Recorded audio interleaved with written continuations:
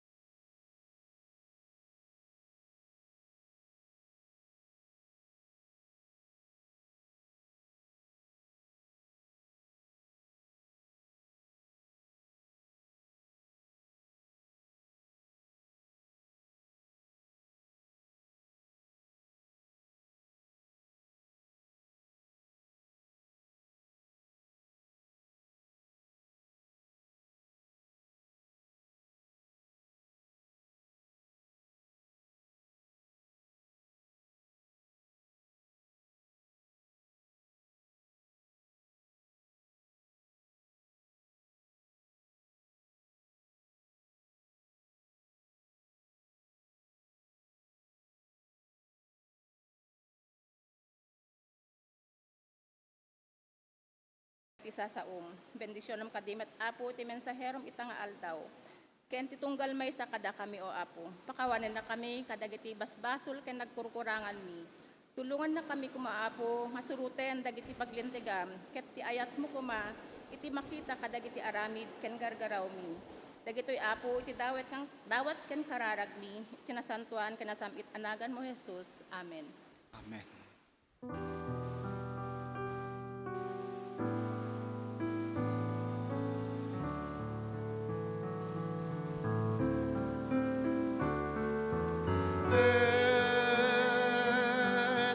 Jesus, oh Jesus, danggam dawat mi.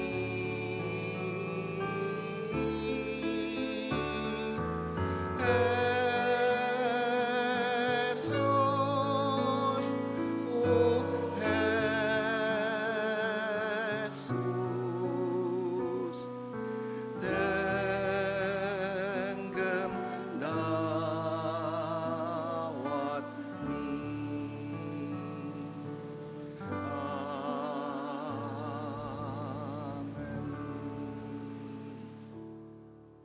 Agtugaw tayo. Good morning! Uy, wala yung mga estudyante ko. Nasaan sila? Nag-check ng attendance si teacher.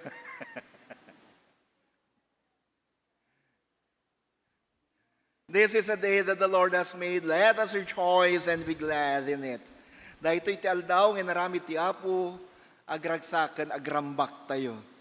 Mga kapatid, today we celebrate Father's Day. Kaya't sa lahat po ng mga tatay na nandito ngayon, mga ama, binabati po namin kayo ng Happy Father's Day. Mamaya po, tatawagin namin lahat ng mga tatay dito sa harap. Pagkatapos ng sermon at ng kayo'y aming maparangalan. Ganon din, mga kapatid, may mga ilang paalala lang po tayo sa special council meeting nung linggo na pag-usapan po na may kunting pagbabago sa schedule ng ating mga pagsamba. Sa umaga lang naman. 5 a.m. as is pa rin po yung schedule natin sa dawn prayer. Pero ang Ilocano service mula sa unang linggo ng July ay magsisimula na po sa alas 7 ng umaga. Ti Ilocano service kat agsubli iti dati nga schedule na nga alas 7 itagsapa. So, Ilocano service will be 7 a.m.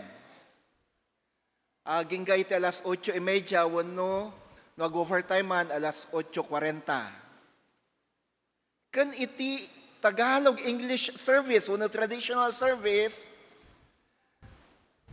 10:30 ng umaga.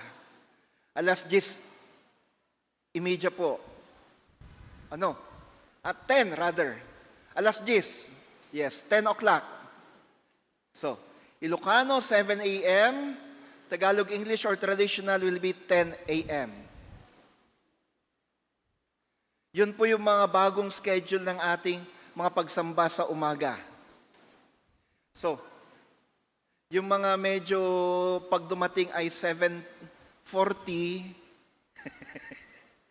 papatapos sa pong service noon. Dapat dumating po kayo alas 7 ng umaga. Or better yet, dalo kayo ng dawn prayer, alas 5 pa lang nandito na tayo para sa ating dawn prayer. Huwag po kayo mag-alala. Pagkatapos naman ng dawn prayer, may breakfast tayo. We will not just be breaking the fast, pero it will be a fast break. Mabilisan lang kasi alas 6 natatapos ang ating dawn prayer o deka 6:15, alas 7 magsimula ang Ilocano service. So yun po yung bagong schedule natin. Inuulit ko, beginning first Sunday of July, ang Ilocano service ay 7 a.m. at ang Tagalog English or traditional will be 10 a.m.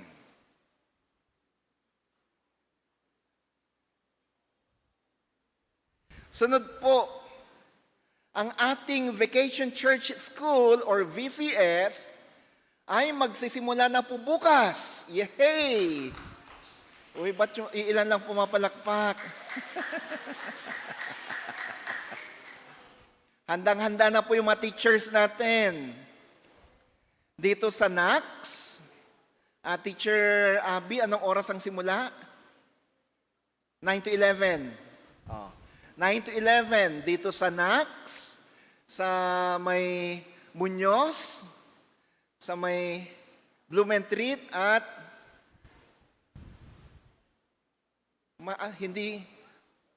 Hermosa. Yes, Hermosa. 4 na lugar po dito sa atin. At ang panglima, next week naman or 2 weeks from now, no, next week na. Next week naman, sa sunod na Lunes, hindi bukas, ay sa next week Tuesday ang start. Sa Magallanes naman. So, atin pong ipanalangin ang ating mga VCS teachers, ang ating mga venue ng ating mga VCS, at yung mga bata na mag-aaral.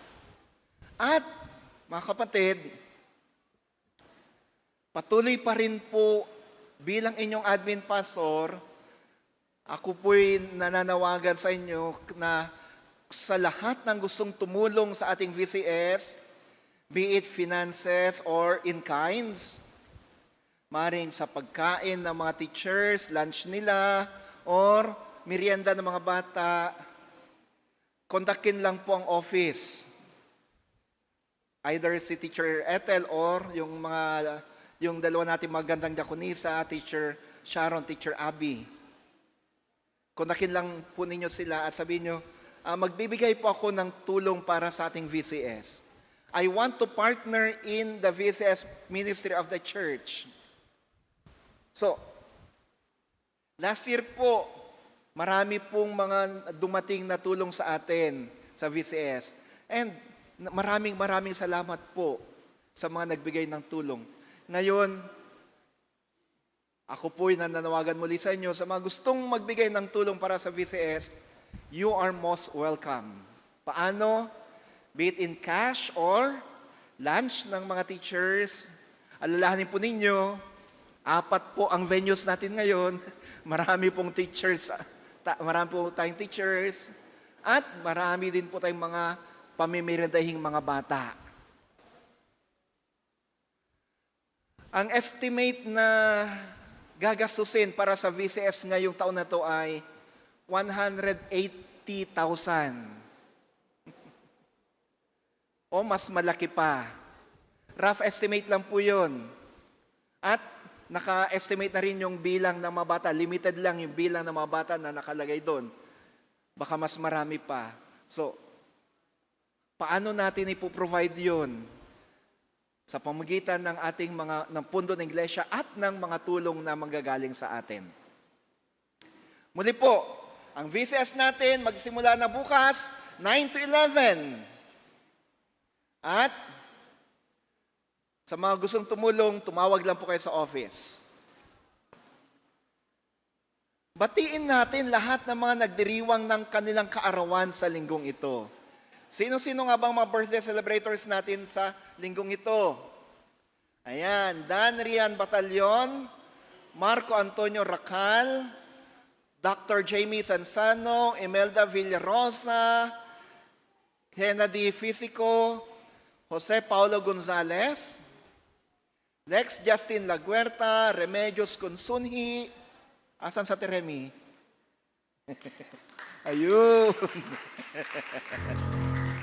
Oscar Blancaflor, Mark Cervantes, Rab Sebastian Reyes, Hefner Katabay, Nicolay Alexander, Natividad Maria Tumbok, Dennis Mejia. At meron pa po bang ibang nagdiriwang ng kanilang birthday sa linggong ito?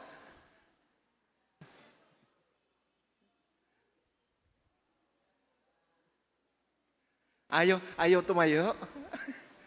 Gusto mapangalanan? Ayan.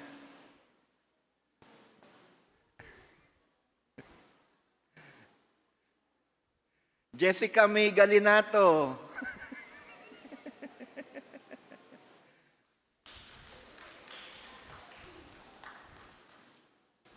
Ang aking pangalawa sa mga pamangkin. Ayan.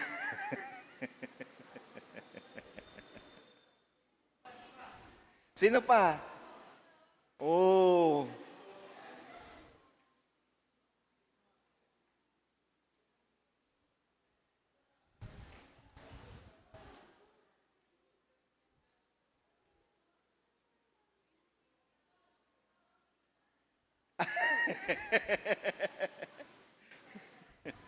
Si Badong daw, 6 months.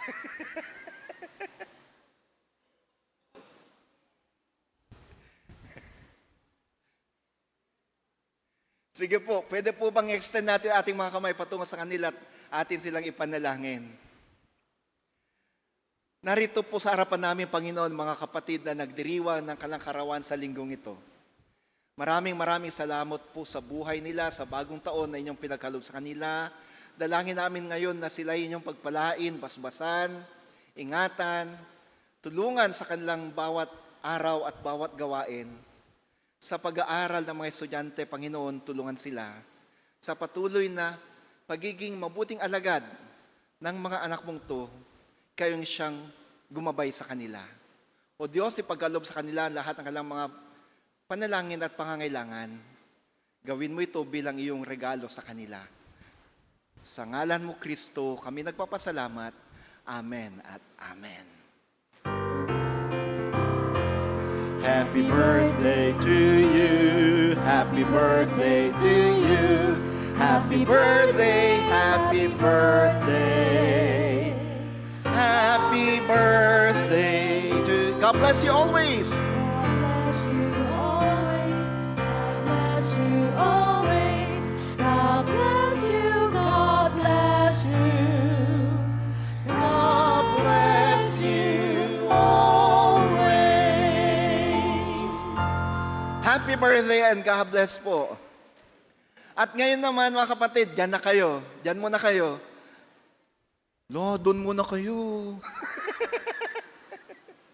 Huwag muna kayong bumalik sa upuan nyo kasi ngayon naman po, pwede po bang lahat tayo tumayo? At batiin natin ang bawat isa sa pamagitan ng pagkanta natin ng Oh, I love you with the love of the Lord. Oh, I love you with the love of the Lord.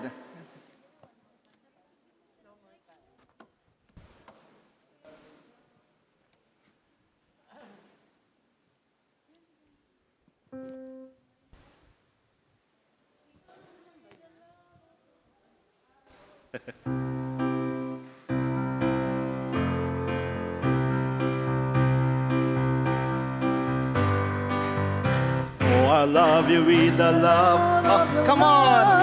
Batiin natin ang bawat isa. Go around and greet each other. I can see in you The glory of my King. Yes, I love you with the love of the Lord. Oh, I love you with the love of the Lord. Yes, I love you with the love of the Lord. I can see in you the glory of my King. Yes, I love you. Alis tayo sa buwan natin at batiin natin ang bawat isa. Oh, I love you with the love of the Lord. Yes, I love you with the love of the Lord. I can see in you the glory of our King.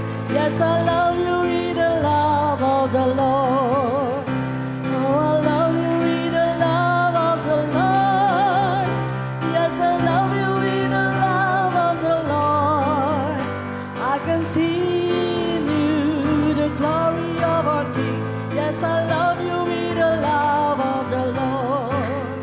Oh, I love you with the love of the Lord. Yes, I love you with the love of the Lord. I can see in you the glory of our King. Yes, I love you with the love of the Lord. Oh, I love you with the love of the Lord. Yes, I love you with the love of the Lord. I can see in you the glory of our King. Yes, I love you with the love of the Lord. Oh, I love you with the love of the Lord. Yes, I love you with the love of the Lord. I can see in you the glory of our King. Yes, I love you with the love of the Lord. One more time. Yes, I love you with the love of the Lord. Oh, I love you with the love of the Lord. I can see in you The glory of my King. Yes, I love you with the love of the Lord. Amen, amen. Yes, I love you with the love of the Lord. Upo po muna tayo. Nanibago si Teacher Cathy eh. Ang akala niya yung, I love this family of God. Kasi Teacher Cathy, marami sa kanila di pa alam yung kantang yun. Ipapa-flash natin next time yung I love this family of God. Okay. Mga kapatid, mayroon pong isang bata dito ngayon na hinihingi na ating i-dedicate sa Panginoon. Tawagin natin si Zinia Astrid Luterio Falcon. Ate, pakidala yung bata dito. Ayan. I-dedicate natin siya sa Panginoon. Kailan ang binyag?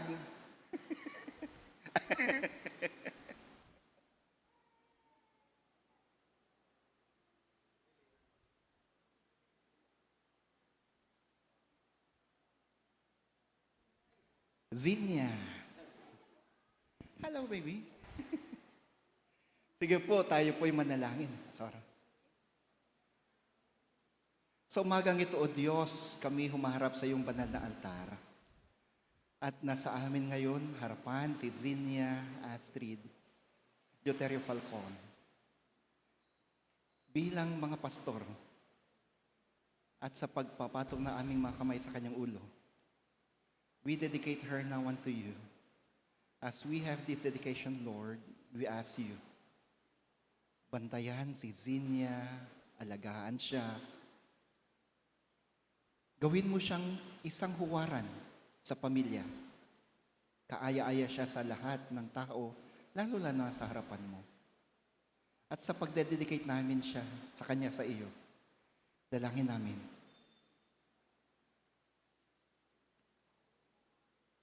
Balutin mo siya, Panginoon, ng iyong kapangyarihan. Ganon din ang kanyang mga magulang, si Ate Au na lola at lahat ng mga nagmamahal sa kanya. Gamitin mo rin ang simbahan nito upang sa ganon ay maalagaan siya, lalo na sa pananampalataya. Sa ngalan mo, Kristo, Amen at Amen. Iharap po sa God bless you, baby. Iharap po doon. Mga kapatid, kami mga pastor nyo ay pinapresent sa inyo si Zinia bilang isang hindi professing member, hindi rin baptized member, kundi isang constituent member ng ating iglesia. And hopefully, later on, pagkatapos ng binyag, ay mabibilang siya sa baptized member ng Nax United Methodist Church. God bless you, anak. God bless po.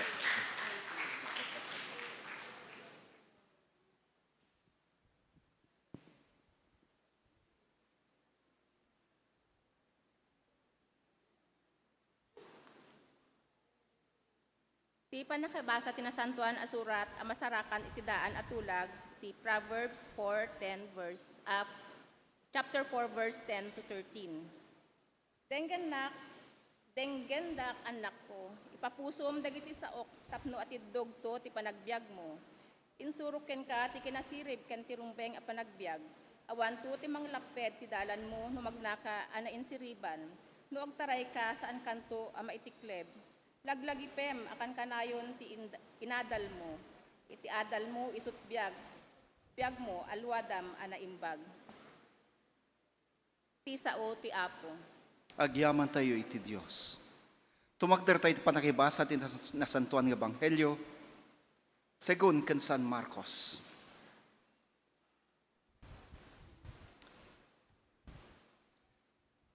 Ang parable ng pagtubo ng seed.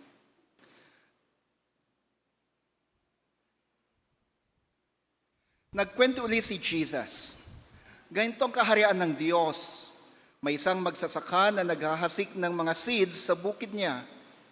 Natutulog man siya sa gabi at buong araw man siyang nagtatrabaho, tumutubo pa din ang mga seeds.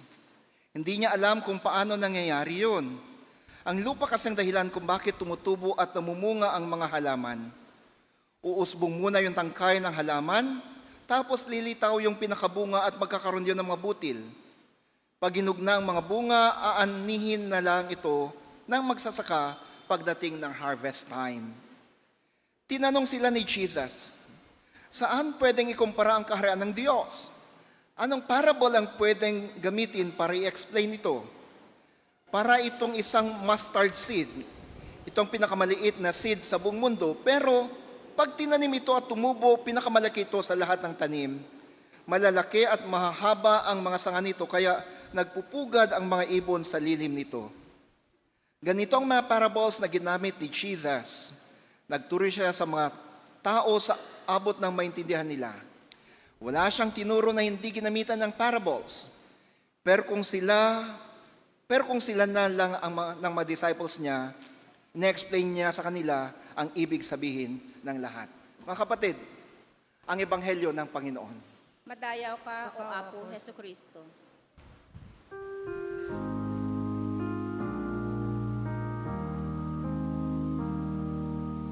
Ti isaw, ti silaw, ti dalan ko, ken lawag ti pagnak. Ti isaw, ti silaw, ti dalan ko, ken lawag ti pagnak.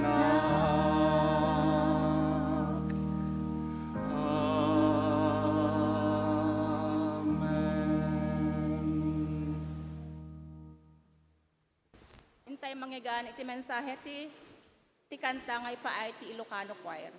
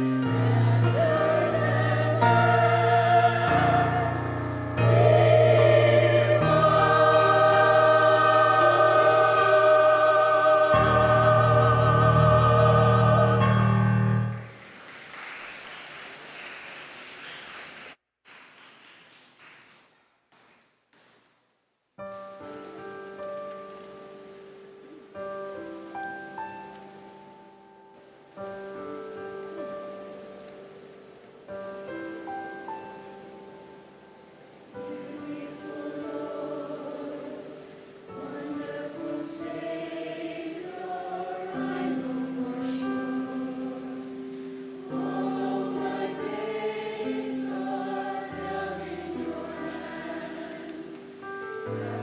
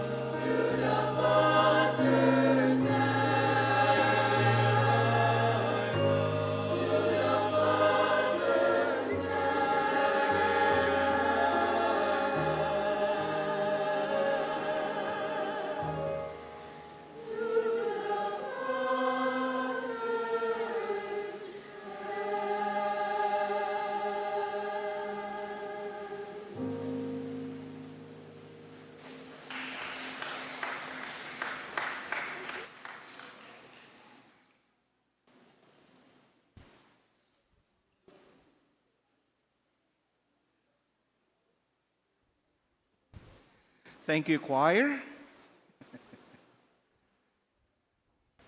Mga kapatid, ngayong Father's Day, ang ating pong preacher ay isang mabait na asawa at ama.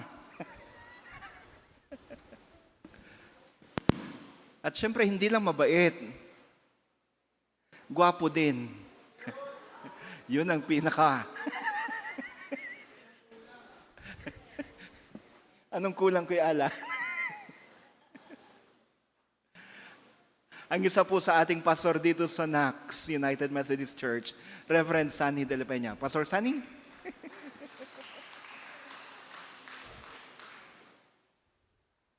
Thank you so much, Admin Joey. Purihin po ang Diyos. God is good. And all the time. Yeah. Tayo manalangin. Lord, bless amin, kakabsat. Itaom, ang mukbat ang Ilocano. Oh. Ang verse po nating tatalakayin this morning sa Father's Day, Efeso 6, verse 4. Mga magulang, huwag ninyong ibuyo sa paghihimagsik laban sa inyo ang inyong mga anak. Sa halip, palakihin ninyo sila ayon sa disiplina ng Panginoon. Sabi naman sa Efeso 5:21, pasakop kayo sa isa't isa bilang tanda ng paggalang kay Kristo. Yan. Mga babae, pasakop kayo sa sarili ninyong asawa tulad ng papasakop ninyo sa Panginoon. Sapagkat ang lalaki ay ulo ng asawa tulad ni Kristo na siyang ulo ng iglesia. Ang katawan ay siyang tagapagligtas nito. Brothers and sisters in Christ, good morning sa ating lahat. Happy Father's Day. Yan. Happy Father's Day. Salamat po. Pag sinabing Ama, marami po yan. Diyos Ama, Ama ng tahanan, Ama ng bayan, Ama ng bansa, Ama ng simbahan o iglesia. Sa ibang church may tinatawag na Father kahit walang anak. Diba? Kahit walang anak. Pero pwede kang maging father kahit wala kang anak. Surrogate father. O kaya you adopt fatherless children. Diba? Brothers and sisters in Christ, today we are celebrating the day, a day honoring our fathers. Being father is a great responsibility. Ang pagiging ama ay napakalaking responsibilidad, mga kapatid, mga ama ng tahanan. Pwede bang tumayo yung mga ama ng tahanan? Mga ama ng tahanan. Mga tatay po, tayo po tayo. Ilan yun? 1, 2, 3, 4, 5, 6, 7. 7 na ba? 8. 8 lang, ano po? O yun, nakawalo tayo. Nawa, sige po, makakaupo na tayo. Oh. Pero ang mensahe sa umagang ito, hindi lang sa tatay, sa mga magulang. So, what we do as a father will impact generation to come. Kung ano ang ginawa natin ngayon bilang mga ama ng tahanan ay malaking impact sa henerasyong darating. Our children learn by watching us, and they will become the type of parents that we were. Children learn by example. Katulad po mayroong isang advertisement sa telebisyon. Yung tatay, tinapon niya yung basura sa tabi lang. Merong trash can. Tinapon niya gano'n. Kaya yung bata, dito niya rin tinapon. Sabi doon sa patalastas, ang nakikita ng bata na mali sa kanyang paningin ay magiging tama pag ginawa ito ng nakakatanda sa kanya. Kaya tayo bilang mga ama ng tahanan, we are the example. Sabi po sa Proverbs 22:6, train a child in the way he should go, and when he is old, he will not turn from it. He will not depart from it. Turuan ng bata habang siya ay bata pa at sa kanyang paglaki, hindi niya malilimutan ang mga salita ng Diyos. As a father, tayo po ay teacher din. Hindi lamang yung mga nanay. Kasi maraming father, inaasa nila sa nanay ang pagtuturo sa mga anak. Pero malinaw na sinasabi kanina sa binasa natin sa Efeso, na tayong mga anak ang siyang magtuturo, ay mga ama, ang siyang magtuturo sa ating mga anak, kasabay o kaagapay natin ng ating mga asawa. Di ba? Ganun po yun. Brothers and sisters in Christ, number 1 po, dapat ang gawin ng isang father ay faithful husband and a father. Kung siya ay faithful sa kanyang misis, siyempre makikita yun ng kanyang anak na yun din ang gagawin niya sa kanyang paglaki. Sapagkat sinasabi sa Kawikaan 16:24, ang matamis na salita ay parang pulot-pukyutan na nagpapasaya at nagpapasigla ng katawan. So pag ang isang mga wifey, pag mga wifey o mga asawa ay masaya, masaya po ang buhay pamilya. Sabi nga ni Kuya Dave, happy wife, happy life. Yan ang kanyang sinasabi. Kailangan daw, kaya pag-grocery mo yung misis mo, talagang, magiging masaya. Amen po ba? O, palakpak naman mga misis, di ba? Palakpakan si tatay, yan. Mukhang malungkot mga tatay, palakpak nga kayo. Gastos daw. Malungkot ang mga tatay kasi gastos yung gastos. Pero masaya naman si misis, di ba? Pag masaya si misis, masaya rin ang mga bata, di ba? Yan. So, kalawa mga kapatid, dapat available tayo. There are times na maraming mga occasion, Father's Day, Mother's Day, Family Day, wala po tayo.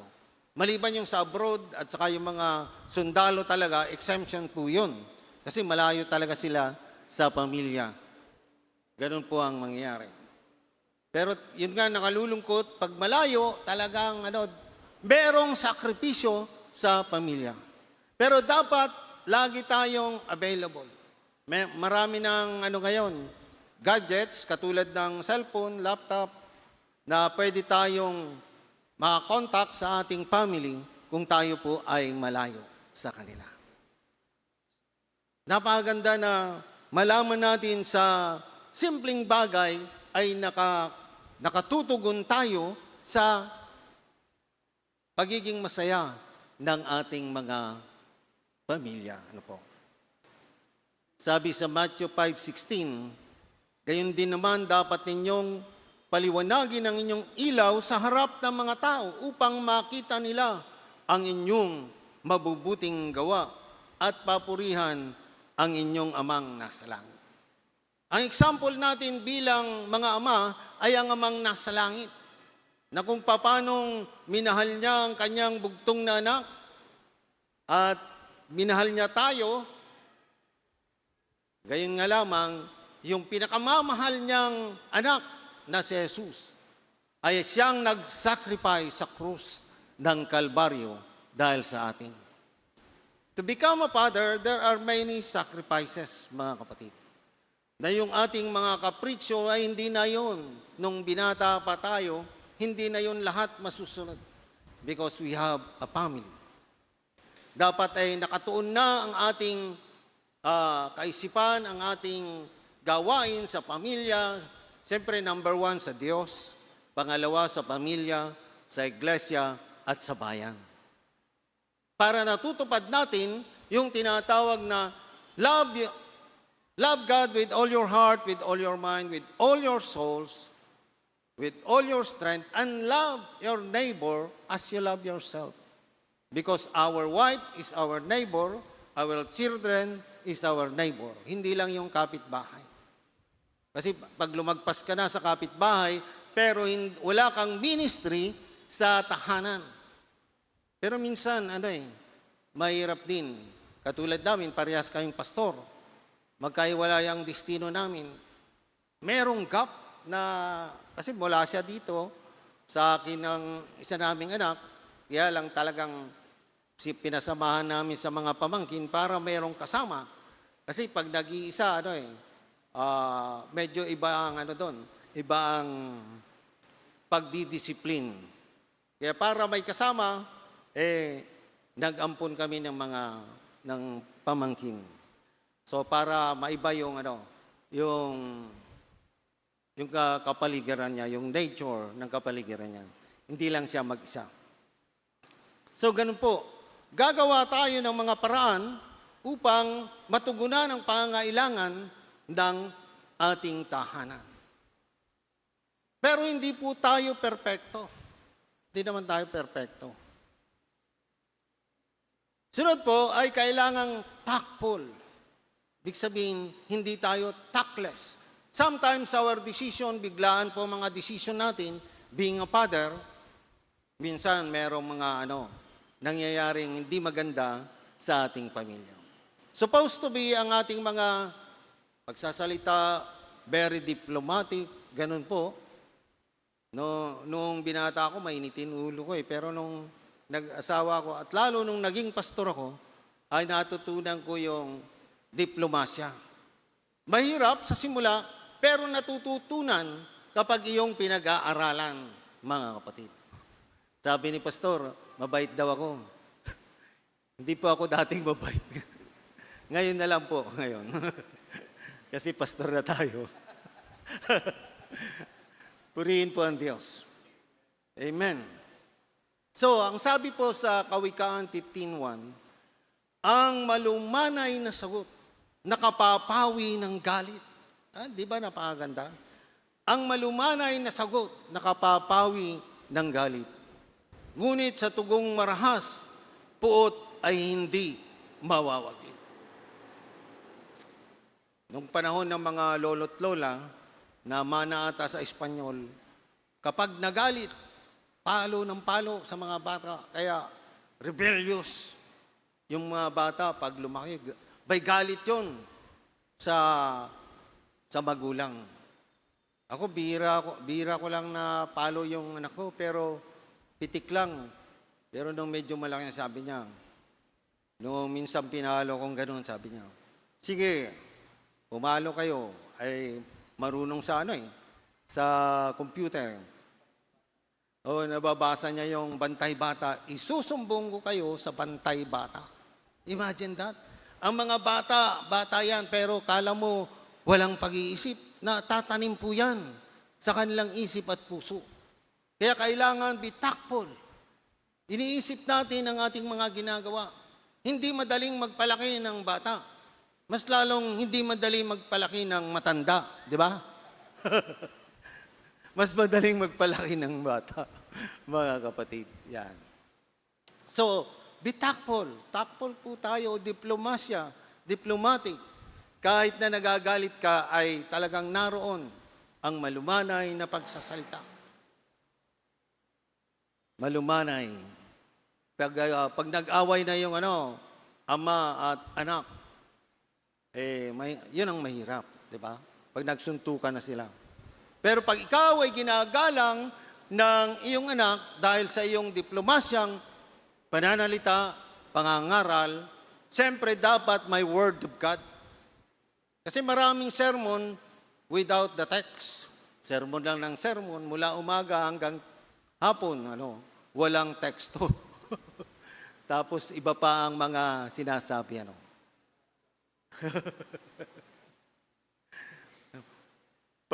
parang Latin daw yung word.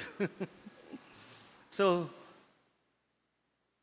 sunod po yung ikapat, yung good habit. Meron tayong yung character ay napakaganda dapat ng ating character. Whatever you do, sabi nga sa Colossians 2:23, whatever you do, work with all your heart. Ano man ang iyong ginagawa, dapat ito ay ginagawa mo sa iyong puso. Kasi mababa ang puso. Di ba? Dapat mapagkumbaba ka. Yan. As working for the Lord, not for human master. Tayo, gumagawa tayo, sumusunod tayo, nagsuserve tayo. Minsan nahiya kang mag-serve. Nahiya kang, ano ba mga nakakayang serve na sinasabi? Ay, magpunas o kaya mag-map.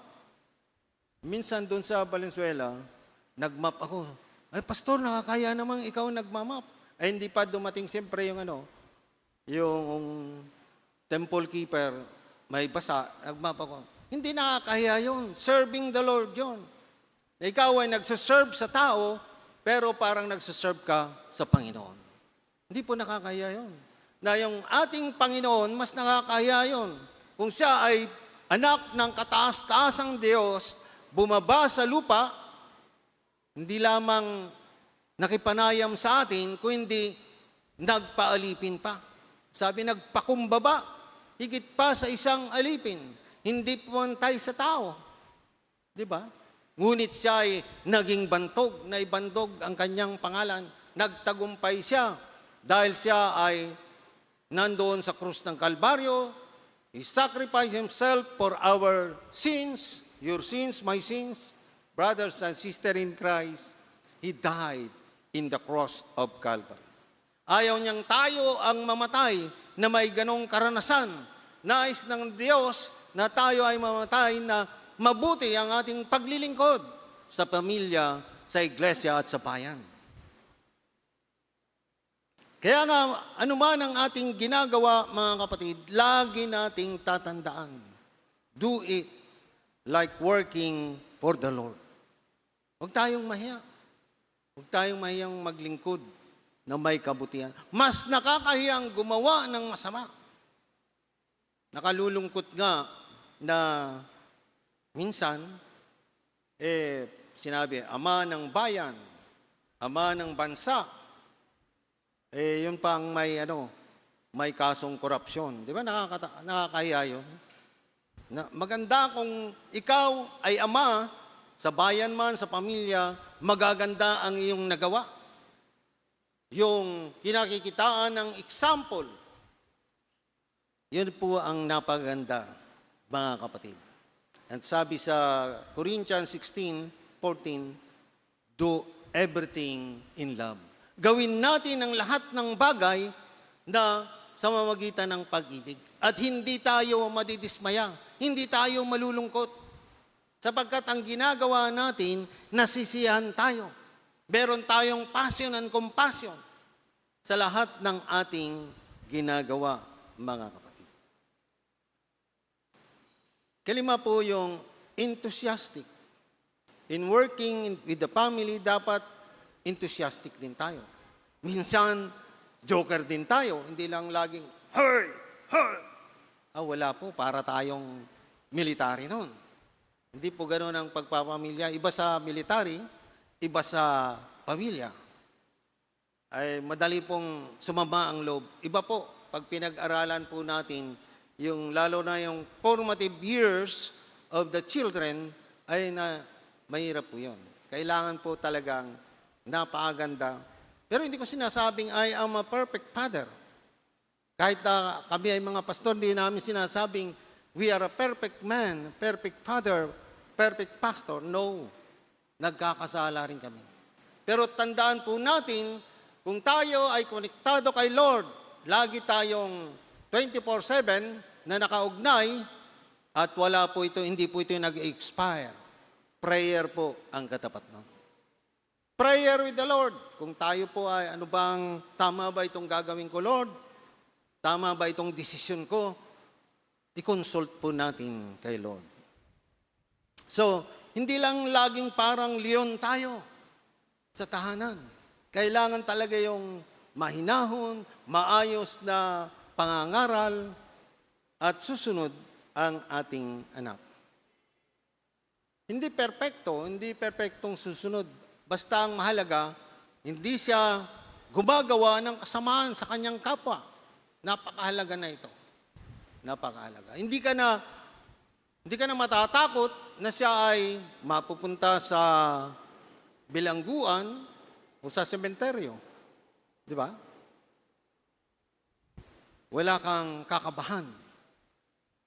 Gabihin man siya, anong oras man siyang dumating, nalalaman mo na meron siyang Diyos na pinananampalatayanan at ang pananampalatayang yung sa Diyos, yun ang magbibigay ng guidance sa kanya through the Holy Spirit.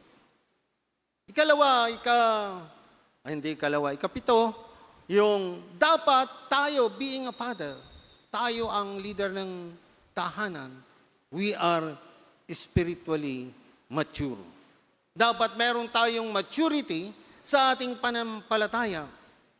Brothers and sisters in Christ, in order to grow spiritually and mature in our faith, we must draw near to God. Para tayo ay magiging malalim ang ating pananampalataya at lumalago tayo sa pananampalataya, lumapit tayo sa Panginoon. We cannot mature on our own. Hindi natin mature yung ating sarili. Hindi natin mapapalago ang ating sarili, mga kapatid. Without Him, our works and efforts are worthless. Without the Lord, ang ating lahat ng ginagawa ay walang kabuluhan. Alam natin na ang Panginoong Diyos ang nagbigay ng buhay sa iyo, nagbigay ng buhay sa akin, nagbigay ng kaisipan, ng karunungan at lakas upang gamitin natin sa paglilingkod, brothers and sisters in Christ. Amen po ba? May na. Amen po ba? Palakpakan natin ang Panginoon. Hallelujah. Praise the Lord. Yan. So, however, He makes us clean, give us the strength and the ability to grow and put aside sin. We need to spend time in His presence and allow Him to move in our lives. Dapat po talaga naroon yung ating paglapit sa Diyos, pananalangin, upang mag-spend tayo ng time sa Kanya, time of prayer, reading the Bible, worship, and fellowship. And then, that is the time, allow God to move you sa iyong buhay. Sa ngayon, baka gusto mong maging mas mabuting ama sa iyong mga anak.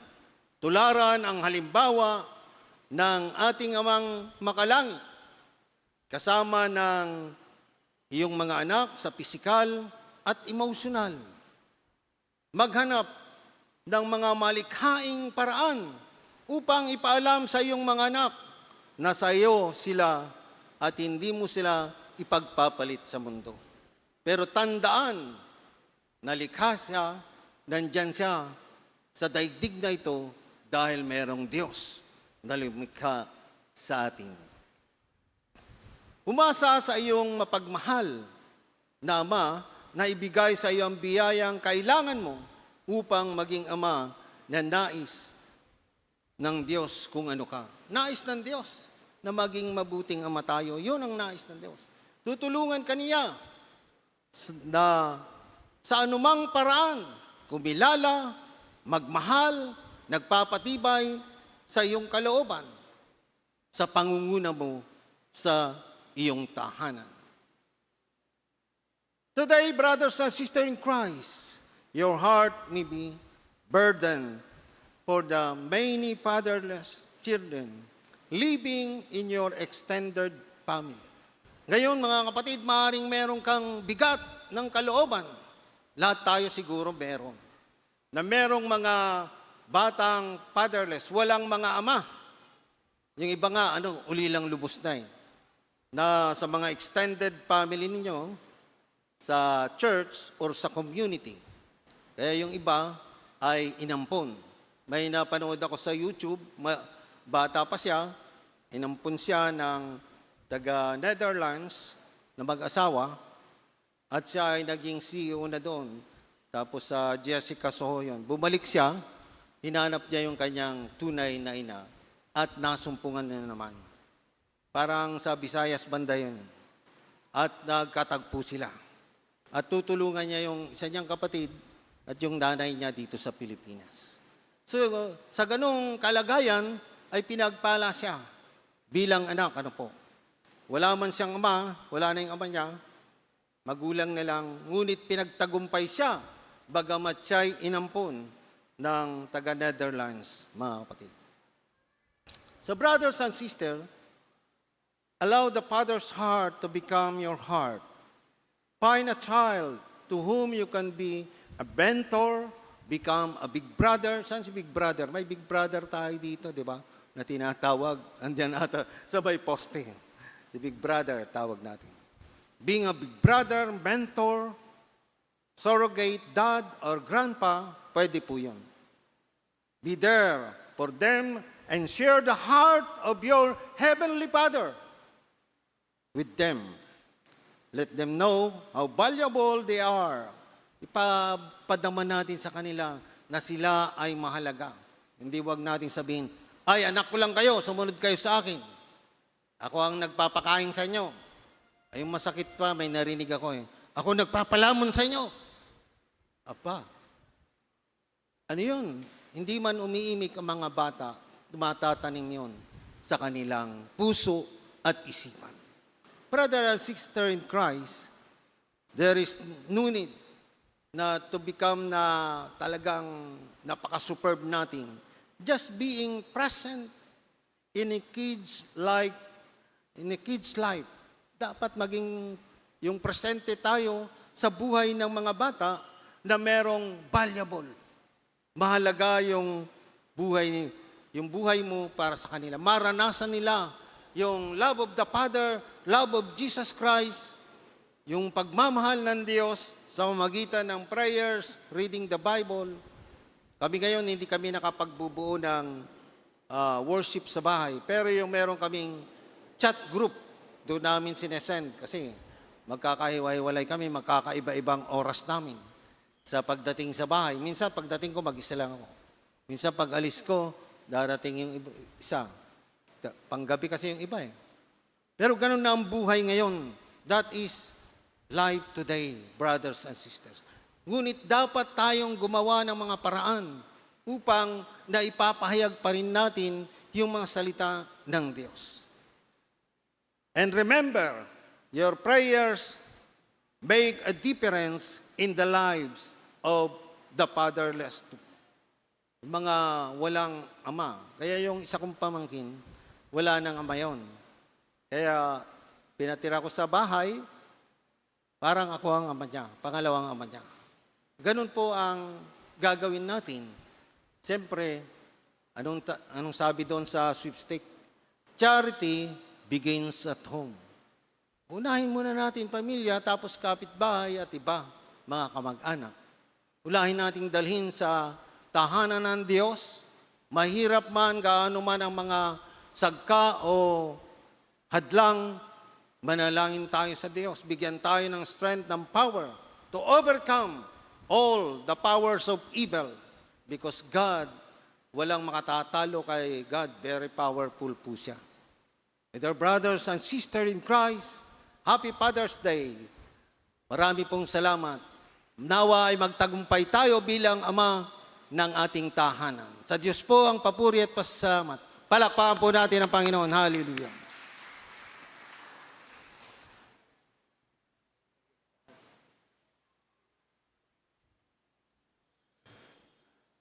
Agtakdar tayo amin, pariti pamati, dagit apostoles. Mamati ti Diyos ama manakabali namin, na marso iti langit kandaga, kasama kan so Kristo bugbugtong anak na naisikuga po ti Espiritu Santo, na inak kan Biran Maria, nagtutok babanti panakabali ni Poncio Pilato, na ilansay ti krus na tay kat na itanam. Ti may katlungal daw nagungar ti tanga digiti na tay, imuli sa dilangit, katadasi tutukaw ti makanawan ti Diyos ama manakabali namin, sa diyayo may mangukum kay tinabiyag kanatay. Mamatak mo ti Santo Espiritu, ti Santa Iglesia Katolika, ti panakapakawan di kiti wasbasol, ti panagungar ti pagi, katibiyag ang tanayon. Amen. Agtugaw tayo. Itayin tayo matangan ti may sa sagot a presentasyon dagiti kamang iti creative arts.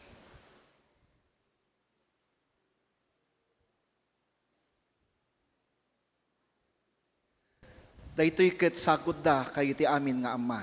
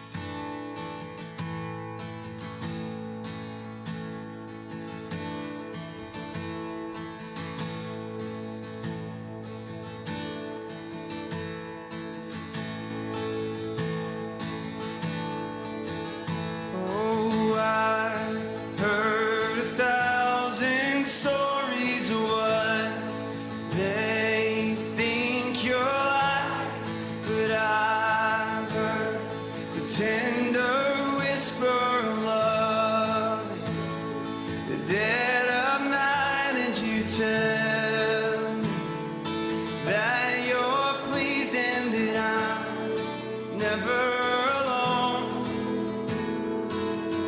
You're a good, good father. It's who you are. It's who you are. It's who you are. And I'm loved by you. It's who I am. It's who I am. It's who I am. Oh, and I've seen many searching for answers far and wide, but I know we're all searching for answers. Only you provide, 'cause you know just what we need before we say a word. You're a good, good father. It's who you are. It's who you are. It's who you are. And I'm loved by you. It's who I am. It's who I am. It's who I am. You're a good, good father. It's who you are. It's who you are. It's who you are. And I'm loved by you. It's who I am. It's who I am. It's who I am. Because you are perfect in all of your ways. You are perfect in all of your ways. You are perfect in all of your ways to us. Oh, you are perfect in all of your ways. You are perfect in all of your ways. You are perfect in all of your ways to us.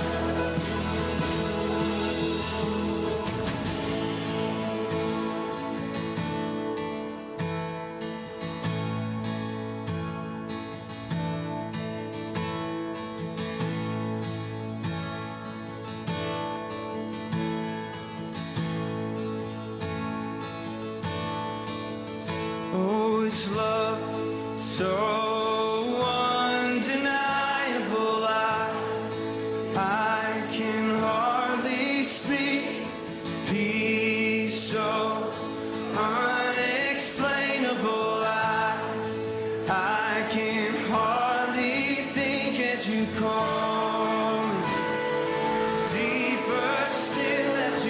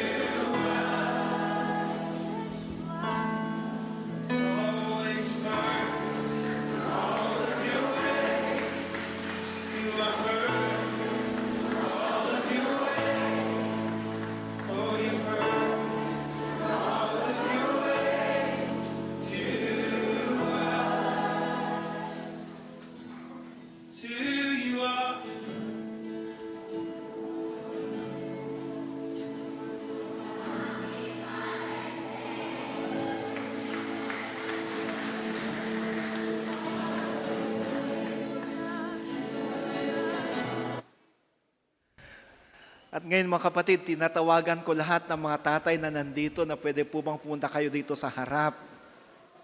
Lahat po ng mga tatay na narito ngayon, pwede po bang pumarito kayo sa harap? Ayan.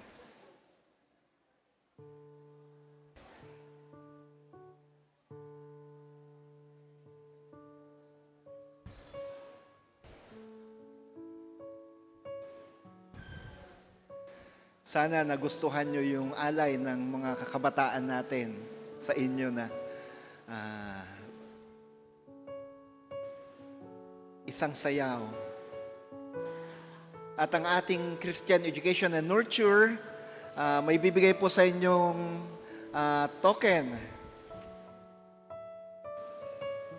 Sana magising kayo sa mga sa regalo ng ating CE at Nurture.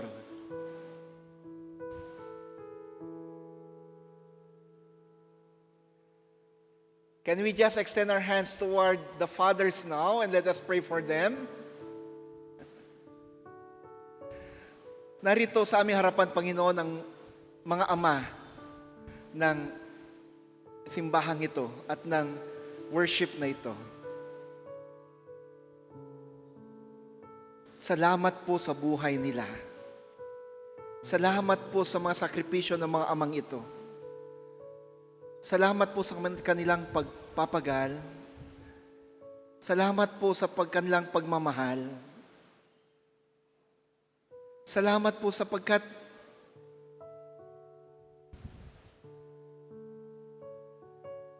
lagi nila kaming inaalala kaming mga anak nila. We thank you, Lord, for giving these fathers to us. We thank you for giving our fathers to us. On this their very special day, sa araw na ito na napaka-special para sa kanila, amin po silang itinataas sa inyo. Apo Diyos, ituloy mo kanila bantayan, paraburan, bendisyonan, patibkerem kadida, tapno mabalindang ituloy ang suportaran di pamilyada.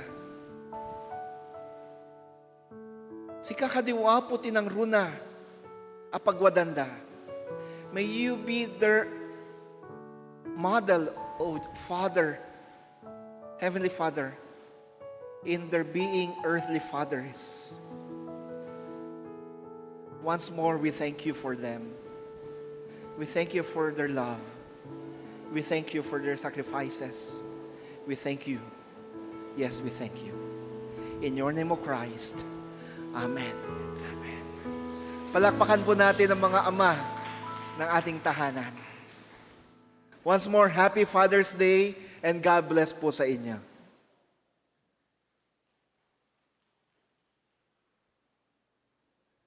At ngayon ating pong ibigay ang ating mga kaloob sa Panginoon.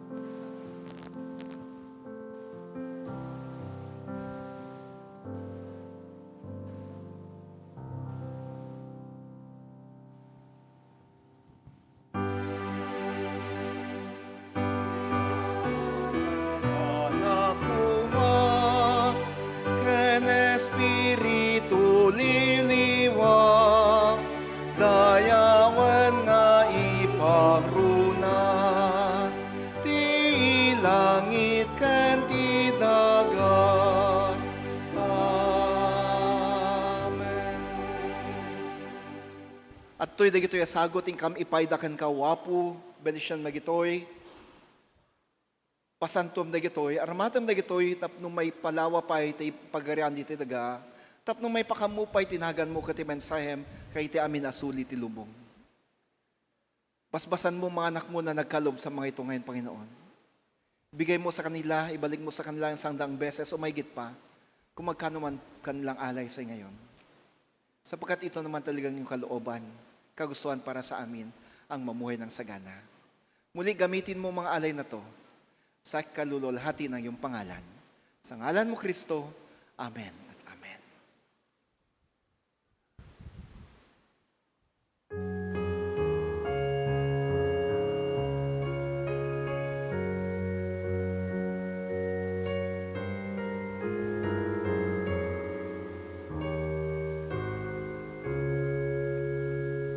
O Diyos, ikaw lahat ti pagtalkak, dito'y nagawan no ichay baybay, agtalekak, tinalaw, na'y langitan na mamantayan na natalek mo kamu kay wananak, uray nutong man bagyo ti biyak, salwanan na tuy kararwak, na'y langitan na mabantayan na ay wanan na uray pa'y tirosas, idalan na agraman agila,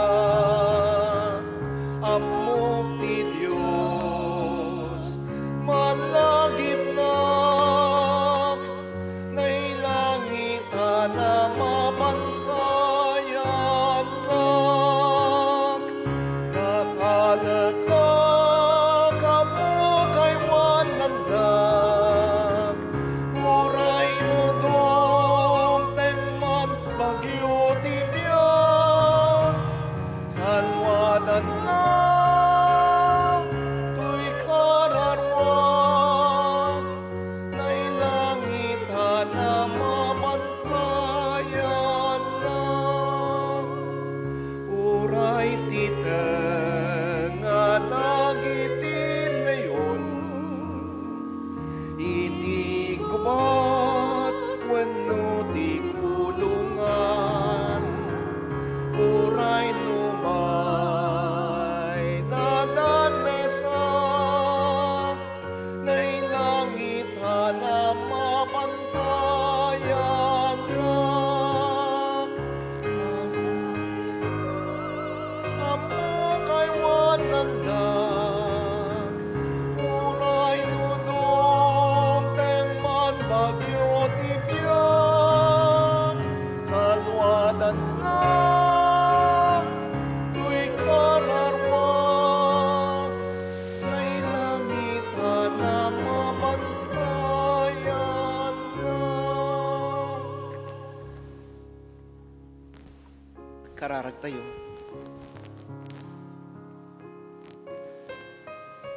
Yes, Heavenly Father, we know that you will always be with us, that you will forever watch us, that you will never ever leave us nor forsake us.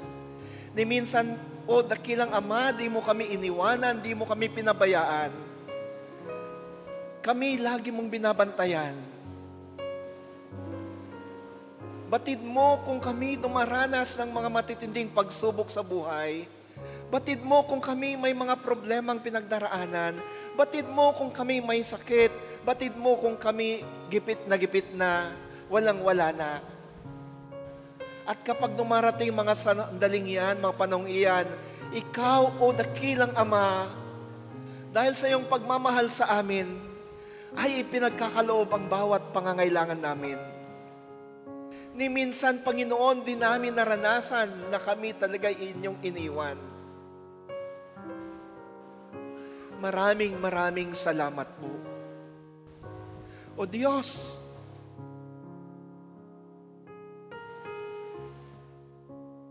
kahit sa panahon ng trahedya sa buhay, nararamdaman namin ang iyong pagkalinga.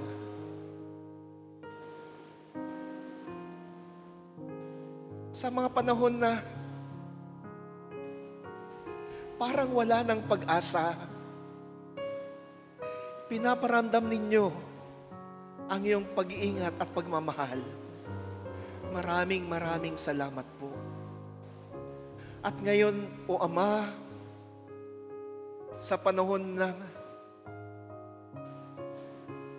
kagipitan at sa panahon na may mga kaguluhan, hindi lang sa loob ng tahanan, sa lipunan, sa bansa, kundi sa ibang mga bansa. Sa panahon ng mga gyera, sa panahon ng halos manganib na ang buhay ng marami. Alam namin, O Ama,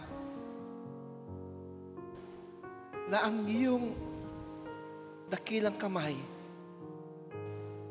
ang siyang laging nandyan, pumoprotekta sa amin, gumagabay sa amin. Kami inyong tinatangkilik. Kami inyong kalong-kalong. Salamat po. O dakilang Ama, inilalapit ko ngayon ang mga kapatid na narito sa sanktuaryong ito, sa oras na ito ng pananambahan. Ganon din po ang mga nakasubaybay sa Facebook, sa YouTube, at sa ano pa mang kapamaraanan. Inilalapit ko sila sa inyo. Pakinggan po kanilang makailingan. Pakinggan ang kanilang mga panalangin. Pakinggan ang kanilang mga hiling. Sa pagtatapos ng pananambahan, tinatalaga ko rin ang aming buhay sa inyo. Tanggapin kami. Basbasan kami. Sa ngalan mo, O Diyos, Ama, Anak, Espiritu Santo. Amen.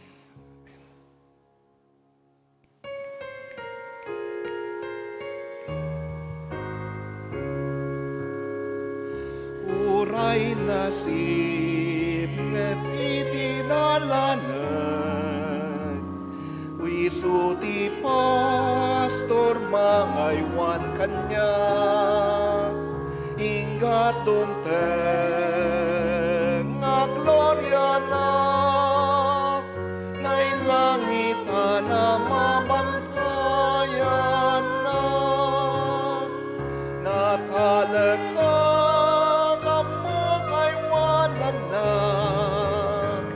uray nudum tan man bagyo tibyan, salwanan na tuy kararwag, ngay langit na mabantayan na. Tayo'y magalak, mga kapatid, sapagkat meron tayong Ama sa langit na laging nakabantay sa atin. Tayo'y magdiwang sapagkat meron tayong Diyos, ang Ama, Anak at Espiritu Santo na laging nakasalalay sa atin. Humayo tayo. Ipagkalat natin ito sa lahat ng dako. Humayo tayo. Sabihin natin sa lahat ng tao na mayroon tayong mapagmahal na Ama, mayroon tayong Ama na laging masasandalan. Meron tayong Diyos na laging nakaalalay sa atin. Meron tayong Diyos na ni minsan di tayo iiwan o pababayaan. At sa ating paghayo, tanggapin ninyo ang pagpapala, pag-iingat, kagalingan na nanggagaling sa ating Diyos, Ama, Anak, at Espiritu Santo. Amen at Amen.